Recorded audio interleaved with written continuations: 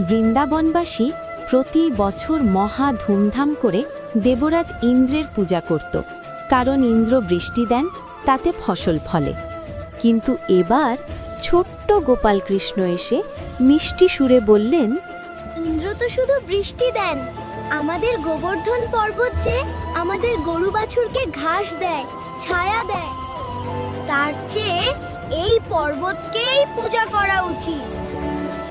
বৃন্দাবনবাসীরা কৃষ্ণের কথা মানল এবং গোবর্ধন পর্বতের পূজা শুরু করল। এ খবর স্বর্গে যেতেই ইন্দ্রের অহংকারে আঘাত লাগল। তিনি রেগে গিয়ে প্রলয় ঘটানোর নির্দেশ দিলেন।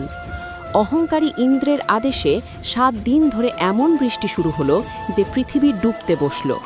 বৃন্দাবনবাসীর চিৎকার শুনে করুণাময় কৃষ্ণ সামান্য খেলার ছলে তার কনিষ্ঠ আঙুলে বিশাল গোবর্ধন পর্বতকে ছাতার মতো তুলে ধরলেন। তার নিচে আশ্রয় নিল সবাই। 7 দিন পরও যখন বৃন্দাবনবাসীর কোনো ক্ষতি হলো না, তখন ইন্দ্র বুঝলেন তিনি স্বয়ং ভগবান। শেষে তিনি ক্ষমা চাইলেন। অহংকার যত বড়ই হোক, ভক্তির কাছে হার মানতেই হয়। পরের কৃষ্ণলীলা দেখতে কমেন্ট করুন, লাইক এবং সাবস্ক্রাইব করুন। জয় শ্রীকৃষ্ণ।